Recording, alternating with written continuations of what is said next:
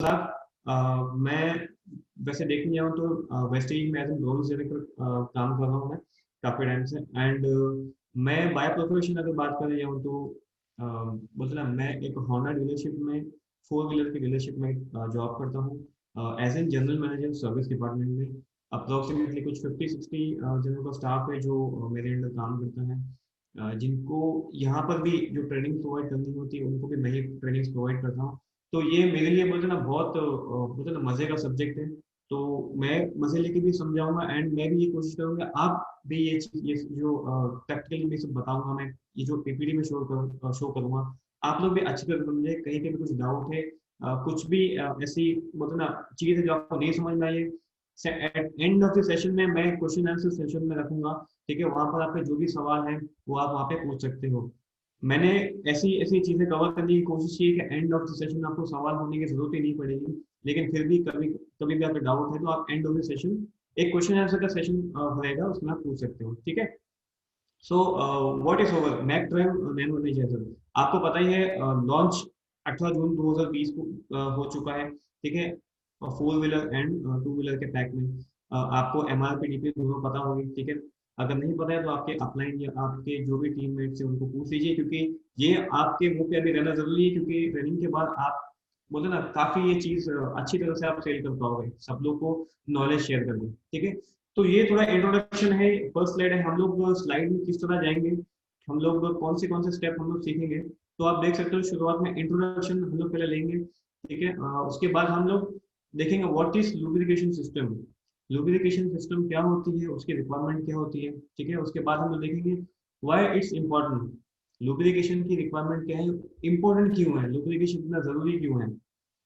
ठीक है, उसके बाद देखेंगे वर्किंग ऑफ लुब्रिकेशन सिस्टम, मतलब लुब्रिकेशन जो हम लोग इंजन में होता है, चाहे वो टू व्हीलर हो चाहे वो फोर व्हीलर हो, चाहे वो बोले जनरेटर सेट हो, चाहे वो हाइड्रा हो, चाहे वो कुछ भी, मतलब जहाँ पर गेयर बॉक्स की रिक्वायरमेंट आ रही है, जहाँ पर इंजन ऑयल की रिक्वायरमेंट आ रही है।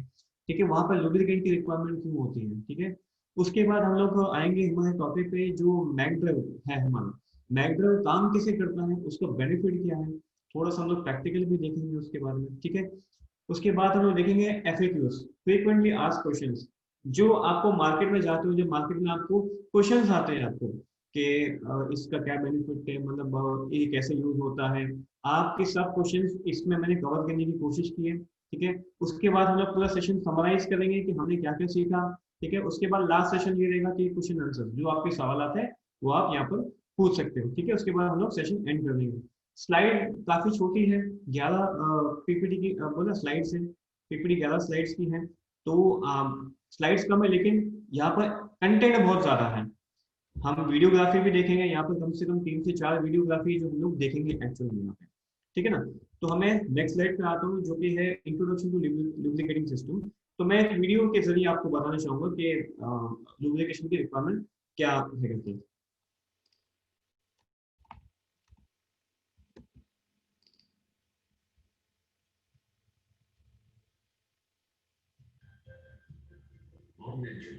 Incredible engineering is incredible performance. By lubricating the engine, the oil isn't simply keeping it running smoothly, it's protecting it, preventing damage. Oil begins its journey in the engine's stomach, a reservoir of oil. From here, it gets pumped around the engine. The oil pump is vital to the life of the engine. It sucks oil up from the sump through a pickup tube, pressurizes it, and sends it around the entire engine through a circuit of oil ways. From the pump, the oil travels to the oil filter, which removes microscopic particles and supplies clean oil to the rest of the engine. Clean oil flows to all the critical engine parts. The bearings, supporting the crankshaft, continuous flow of oil. Pistons cool down and kept clean by the oil. Abdul sir, video नहीं दिखाई दे रहा है Abdul sir.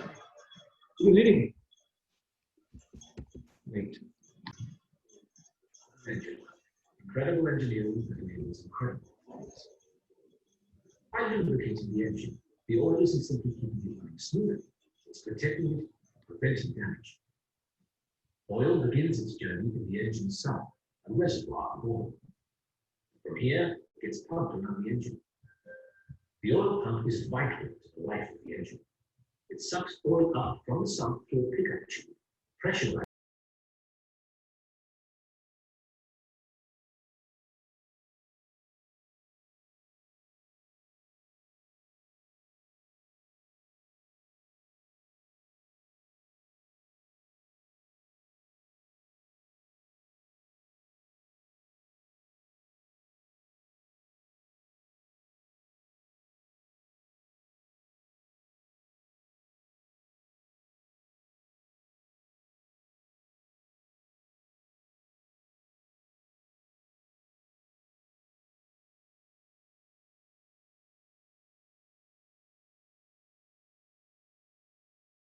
The only thing preventing metal-to-metal contact.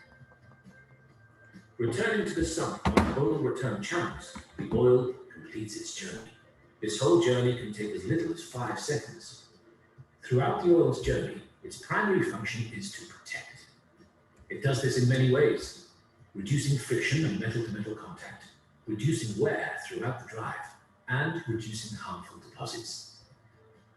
Regular maintenance with quality oil and filter will protect the engine, keeping it running at its best for longer. It's more than just oil, it's liquid engineering.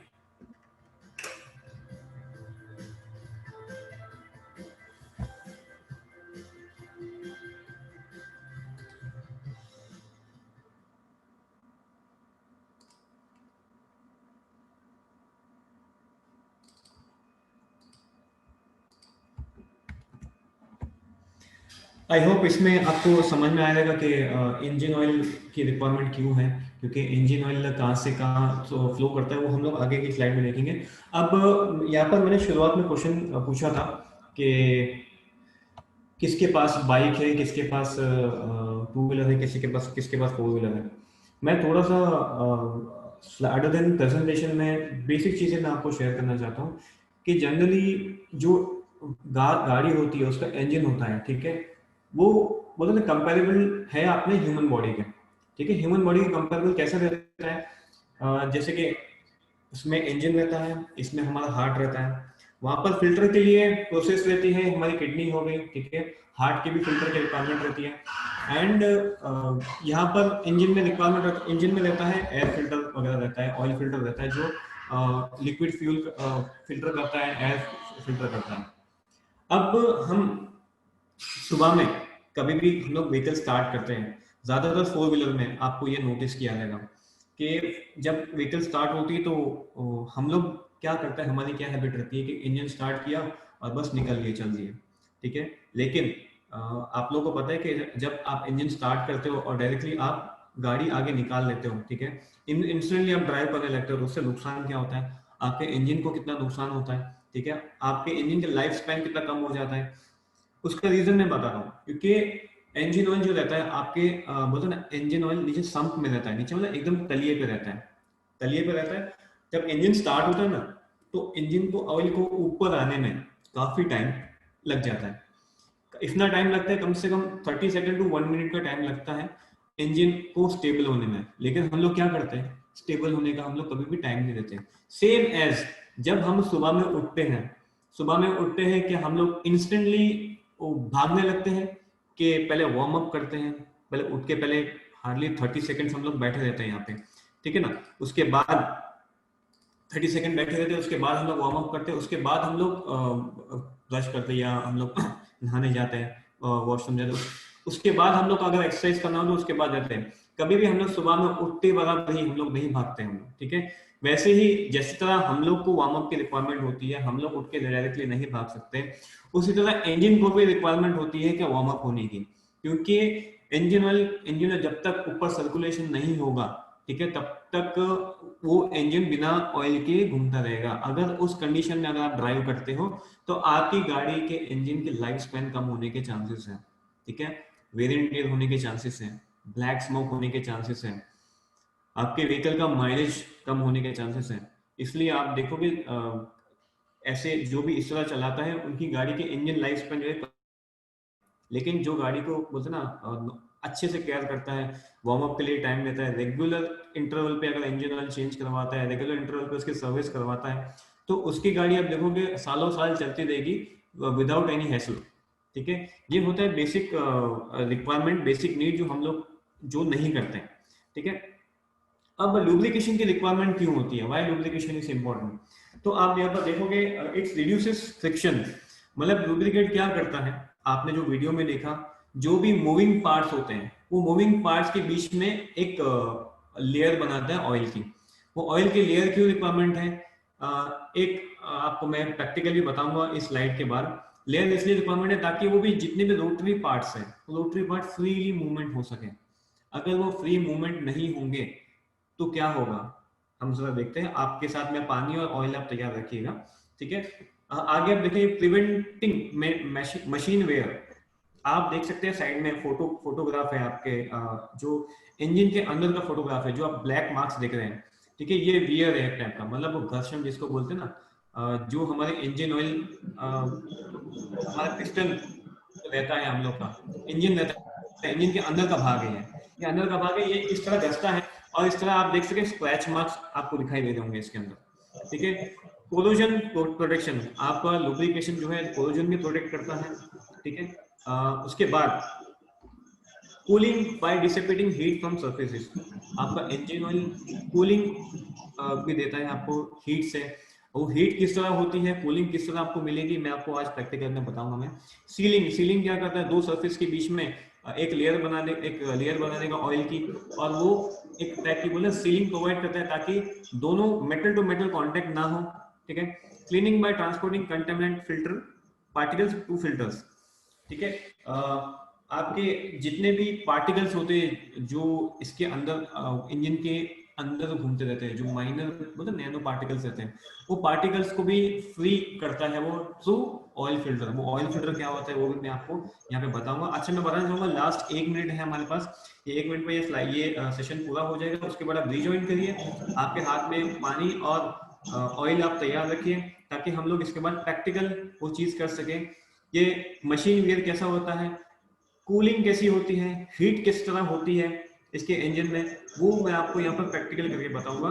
तो आप ready रहिएगा, इस session के बाद rejoin करिए and पानी और आपका साथ जो ऑयल लिया है आपने वो साथ में रखिए। ठीक है, साथ में नैपकिन भी रखिए, सो डेट कि आपको प्रैक्टिकल आज समझ में आ जाए कि ऑयल की रिक्वायरमेंट क्यों है और उस हीट क्यों होता है उसमें, और कोरोजन कैसे प्रोटेक्ट कैसे होता है उसमें। ठीक है, सीलिंग किस तरह होता है इसमें, ये आपको मैं वहां पर प्रैक्टिकली बताऊंगा। सो